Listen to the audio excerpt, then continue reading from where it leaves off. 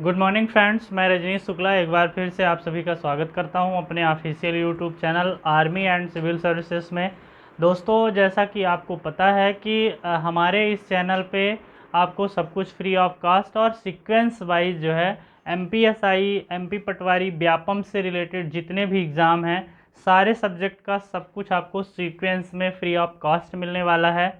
इसलिए वीडियो शुरू करने से पहले ये मेरा रिक्वेस्ट है कि वीडियो को ज़्यादा से ज़्यादा शेयर ज़रूर करें, क्योंकि जो स्टूडेंट्स घर में बैठे हुए हैं उनका भी कुछ ना कुछ ज्ञान अर्जन हो सके। तो शुरू करते हैं दोस्तों आज का अपना वीडियो। और ये वीडियो जो होगा वो एमपीएसआई के लिए और पटवारी के लिए, कुल मिला के जिन एग्ज़ाम में हिंदी आती है, चाहे वो छोटा एग्ज़ाम हो चाहे बड़ा एग्ज़ाम हो, उसमें से अलंकार ज़रूर पूछा जाता है। आज हम उसी अलंकार को कवर करने वाले हैं। अलंकार के ऊपर हम 2 पार्ट में वीडियो लाएंगे। आज का पहला पार्ट का वीडियो होगा, पहले पार्ट के तुरंत बाद आप सेकेंड पार्ट ज़रूर देखें। शुरू से लेकर के लास्ट तक इसमें सब कुछ हम कवर करने का प्रयास करेंगे और ट्रिक के माध्यम से भी बताएंगे, और उसकी जो परंपरागत प्रोसेस होती है, परंपरागत जो विधि होती है, उसको भी हम डिस्कस करेंगे। तो टाइम वेस्ट ना करते हुए दोस्तों शुरू करते हैं आज का अपना वीडियो। बड़े आराम से समझना है, जो चीज़ें लिखने वाली होंगी उसको हम खुद ही बता देंगे कि इस चीज़ को आप नोट कर लीजिए। जो चीज़ें समझने वाली होंगी तो उन चीज़ों को मैं बता दूंगा कि ये समझने वाली चीज़ है। तो शुरू करते हैं आज का अपना वीडियो। और आज का जो हमारा टॉपिक है वो है अलंकार का। अलंकार के बारे में अपने को देखना है, समझना है, और इससे संबंधित क्वेश्चन कैसे पूछे जाते हैं वो भी हम आपको बताएंगे। इसमें सबसे ज़रूरी चीज़ ये है कि हम आपको इसमें केवल और केवल ट्रिक के माध्यम से बताएंगे, ताकि अगर आपके समझ में भी कम आता है तो आप जो है तो इस चीज़ को आराम से कर लें। इसके लिए ज़रूरी है कि वीडियो को स्किप ना करें, शुरू से लास्ट तक देखें, क्योंकि लास्ट में हम सब कुछ सारी चीज़ों का ट्रिक बताने वाला हूँ। तो शुरू करते हैं। अलंकार जो होता है वो अलंकार का शाब्दिक अर्थ होता है आभूषण। ये आप लोगों ने देखा होगा, आप जब 11वीं 12वीं करते रहे होंगे तो देखा होगा कि आभूषण होता है। जिस तरह से कोई महिला है या कोई पुरुष है या कोई नायक है या कोई नायिका है, तो जब वो आभूषित हो जाती है, सज जाती है, संवर जाती है, तो उसकी सुंदरता में एक निखार आ जाता है, एक नयापन आ जाता है। तो उसी तरह से काव्य की जो भाषा होती है, काव्य में जो सुंदरता लाना होता है, काव्य को सजाना जो होता है, तो उसके लिए हमारे पास ये उपकरण होता है, और यही उस उपकरण का नाम क्या है? अलंकार होता है। अलंकार का शाब्दिक अर्थ होता है अलंकृत करना। अलंकृत करना अर्थात सजाना, डेकोरेट करना, सजाना, इसका जो है तो शाब्दिक अर्थ हो गया। अलंकृत करने से बना सजाना। किसको सजाना है, किसको संवारना है? काव्य को। किसको? काव्य को सजाना है, संवारना है, आभूषण प्रदान करना है, अथवा विभूषित करना है। क्या करना है? विभूषित करना है। ये अलंकार के शाब्दिक अर्थ होते हैं। पूछा गया क्वेश्चन है दोस्तों, ये पूछे जाते हैं। बहुत छोटा दिख रहा होगा कि बड़ी सरल सी बात सर बता रहे हैं, लेकिन ये पूछे गए क्वेश्चन है कि अलंकार का शाब्दिक अर्थ क्या होता है, तो ये होता है। अब इसमें दूसरी चीज, एमपीएसआई में तो ये पूछा गया क्वेश्चन है कि काव्य का आंतरिक गुण क्या होता है। तो काव्य का आंतरिक गुण 3 होते हैं, इसमें ये भी है। तो ध्यान रखिएगा, रस होता है और छंद होता है और अलंकार होता है। इन तीनों को जो है तो क्या माना गया है? काव्य के ये आंतरिक गुण हैं।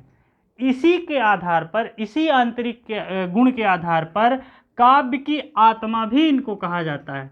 काव्य की क्या कहा जाता है? आत्मा भी कहा जाता है। आत्मा क्या होती है? आंतरिक होती है। इसलिए इनको काव्य का आंतरिक गुण कहा जाता है। ठीक है, तो इसमें पूछा गया था, तो ये आप ध्यान रखिएगा। इसमें एक ही ऑप्शन था अलंकार, तो अलंकार पर टिक करिए। अब देखिए कि अलंकार होते कितने प्रकार के हैं। अलंकार दोस्तों मैं आपको बता दूं कि मुख्य रूप से 3 प्रकार के अलंकार होते हैं। वैसे अगर आप अलंकारों की संख्या देखेंगे तो अलंकारों की संख्या लगभग 400 से लेकर 500 तक होती है। ठीक है, लेकिन इनको 3 कैटेगरी के अंतर्गत रखा गया है। एक होता है आपका शब्दालंकार, शब्दालंकार होता है। दूसरा अर्थालंकार होता है, और तीसरा उभया अलंकार होता है। ये आपको ध्यान रखना है, ये अलंकार के भेद हो गए। ठीक है, अब भेद से ही एक नॉर्मल क्वेश्चन पूछ लिया जाता है कि शब्दालंकार में कौन कौन से आते हैं। तो शब्दालंकार में आता है आपका अनुप्रास आता है, अनुप्रास आता है, यमक आता है और श्लेष आता है। ये तीनों क्या कहलाते हैं? शब्दालंकार कहलाते हैं। ठीक है, ये क्या कहलाते हैं? शब्दालंकार कहलाते हैं। अर्थालंकार के अंतर्गत कौन कौन से आते हैं? उपमा आता है, उपमा, रूपक, उत्प्रेक्षा, उत्प्रेक्षा, विरोधाभास एंड सो ऑन। इसके बाद आ जाते हैं उभयालंकार। अब पहले इनको समझ लेते हैं कि शब्दालंकार क्या होता है। शब्दालंकार में जहां शब्द के कारण चमत्कार उत्पन्न हो वो क्या कहलाता है? शब्दालंकार। हम इनको तीनों को जब समझाएंगे डिटेल में तो आपको समझ में आएगा। शब्दों का इनमें फेर होता है। अर्थालंकार में क्या होता है कि अर्थ के कारण विकार उत्पन्न होता है, अर्थ के कारण चमत्कार उत्पन्न होता है, अर्थ के कारण जो है तो भाषा डेकोरेट होती है, काव्य सजाया जाता है। तो ये अर्थालंकार। उभया का मतलब होता है जो दोनों से। शब्दालंकार मतलब शब्द के कारण भी हो और अर्थ के कारण भी हो। तो जहां दोनों के कारण काव्य की शोभा बढ़ाई जाती है, काव्य की सुंदरता बढ़ाई जाती है, वहां पे कौन सा अलंकार होता है? उभया अलंकार होता है। इसमें बहुत सारे आ जाते हैं, जैसे भ्रांतिमान हो गया, जैसे इसमें मानवीकरण हो गया, तो ये विभाषा हो गया, विशेषोक्ति हो गया। ये इस तरह के अलंकार जो होते हैं ये उभया के कारण आते हैं, ये उभया की कैटेगरी में रखे जाते हैं। अब हम एक एक को समझते चले जाते हैं सारे अलंकार को। तो सबसे पहले आपको ये चीज़ ध्यान रखना है कि शब्दा के अंतर्गत कौन कौन आता है, अर्था के अंतर्गत कौन कौन आते हैं। बाकी सभी किस कैटेगरी में रखे जाते हैं? उभया के अंतर्गत रखे जाते हैं। उभया से क्वेश्चन नहीं पूछे जाते हैं। ठीक है, मतलब ये क्वेश्चन नहीं पूछा जाता कि कौन सा अलंकार उभया अलंकार है, ये नहीं पूछा जाता, बल्कि पर्टिकुलर अलंकार से क्वेश्चन पूछा जाता है। कोई कविता दे दी जाएगी, चौपाई दे दिया जाएगा, वगैरह वगैरह दे दिया जाएगा, पूछ लिया जाएगा कि इसमें कौन सा अलंकार है, तो वो पहचानने की हम आपको ट्रिक बता देंगे। अब हम शुरू करते हैं, एक एक को समझाना स्टार्ट करते हैं कि अनुप्रास अलंकार क्या होता है। दोस्तों, जो अनुप्रास अलंकार होता है तो ये ध्यान रखिएगा कि इसमें हमेशा व्यंजन वर्ण की 90 टाइम्स व्यंजन वर्ण की आवृत्ति होती है। अब आप सोच रहे होंगे कि सर क्या ऐसा जरूरी है? बहुत कम ऐसी संभावना होती है जहां स्वर वर्ण की आवृत्ति हो किसी भी वर्ण की आवृत्ति सकती है, लेकिन ज़्यादातर जो होती है 90% मैंने बताया वो क्या होती है? व्यंजन वर्ण की आवृत्ति होती है। और किस व्यंजन वर्ण की आवृत्ति होती है? तो व्यंजन वर्ण जो होते हैं एक ही व्यंजन वर्ण की आवृत्ति बार बार होगी। जैसे उदाहरण के लिए देखें, चारु चंद की चंचल किरणें, तो चा आप देख रहे हैं इस तरह से चा चा चा कई बार आवृत्ति हो रही है, कई बार रिपीट हो रहा है।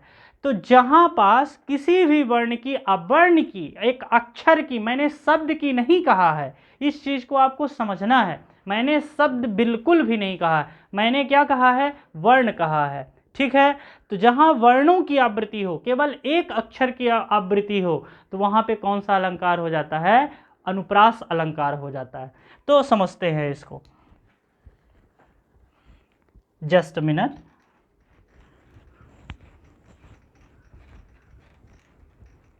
सबसे पहले आ गया अपना अनुप्रास अलंकार।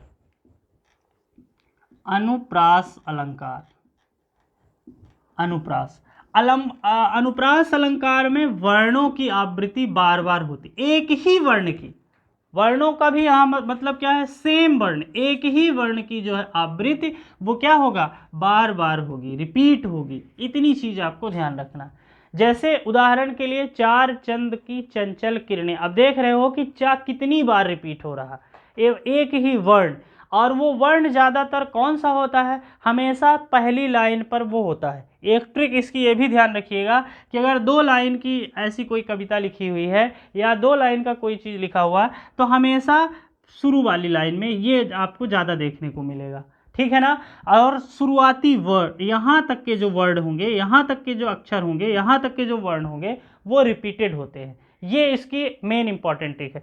तीसरी चीज़ जो आपको ध्यान रखना है, मैंने वीडियो के शुरू में बताया था कि इसमें क्या होता है, व्यंजन वर्ण की आवृत्ति होती है। बहुत कम आप देखेंगे कि उसमें स्वर की आवृत्ति, जैसे तरणी, तनुजा, तट, तमाल। अब देखो ता, तरणी, तनुजा, तट, तमाल, ता वर्ण की आवृत्ति हो रही है। चार चंद का आपने एग्जाम्पल देखा ही है। तो इनमें, इन दोनों उदाहरण में आप देख रहे हैं कि एक वर्ण की आवृत्ति होती है। तो जहां एक वर्ण की आवृत्ति होती है, सेम वर्ण की आवृत्ति होती है, तो वहां पास कौन सा अलंकार होता है, अनुप्रास अलंकार होता है। अनुप्रास अलंकार भी दोस्तों कई प्रकार का होता है। उसके प्रकार को हम यहाँ पास डिस्क्राइब नहीं करेंगे। प्रकार के बारे में हम अपना एक तीसरा वीडियो लाएंगे, अलंकार पर तीसरा वीडियो लाएंगे।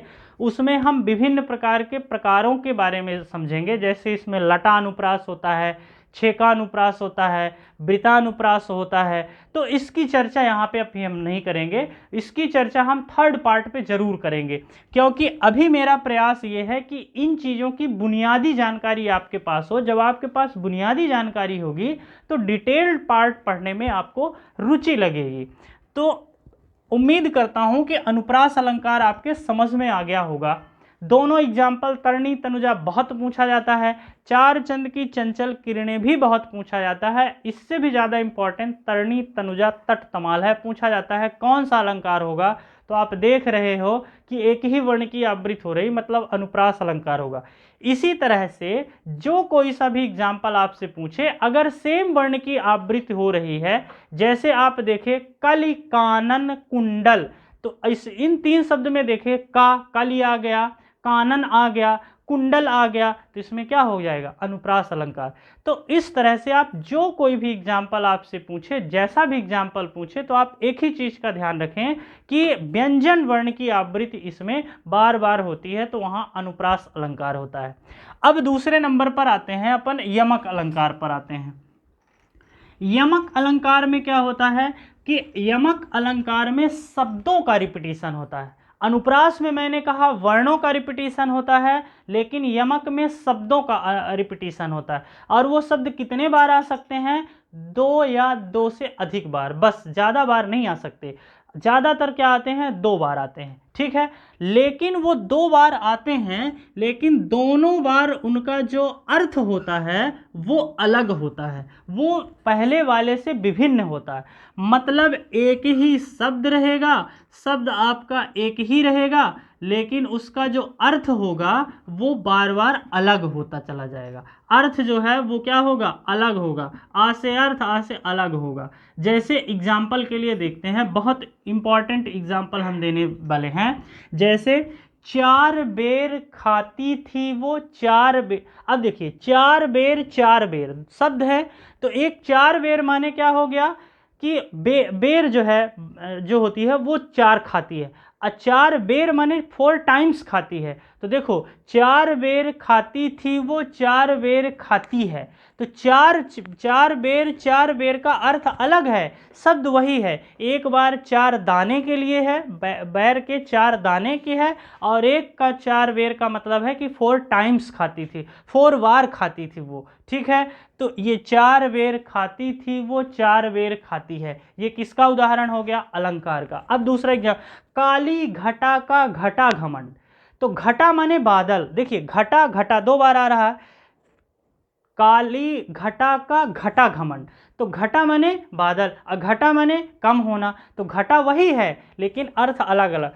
काली घटा का घटा घमंड, तो घटा माने बादल और घटा माने कम होना। और उदाहरण देखते हैं, कनक कनक ते 100 गुनी। अब देखिए कनक कनक शब्द है, वर्ण नहीं है, ये शब्द है, शब्दों का रिपीटिशन हो। तो कनक माने सोना, कनक माने धतूरा, तो कनक वही है लेकिन इनका जो अर्थ है वो अलग अलग आ रहा है। तो इस कंडीशन में क्या होता है कि कौन सा अलंकार हो जाता है, यमक अलंकार हो जाता है। आई बात समझ में। अब देखते हैं और एग्जाम्पल देखना है। एक बहुत इंपॉर्टेंट एग्जाम्पल पूछा जाता है कि माला फेरत युग गया, गया न मन का फेर, मन का फेर, कर का मन का डारी दे। मन का 2 बार हुआ, हैं। तो मन का एक बार मन का, एक बार मनका का मतलब दानों से होता है, जो माला का जो दाना होता है, जो माले की बीड्स होती हैं, उसका अर्थ होता है। तो यहाँ पे कौन सा अलंकार हो जाएगा? यमक अलंकार हो जाएगा। फिर आते हैं श्लेष अलंकार पे आते हैं। श्लेष अलंकार में क्या होता है?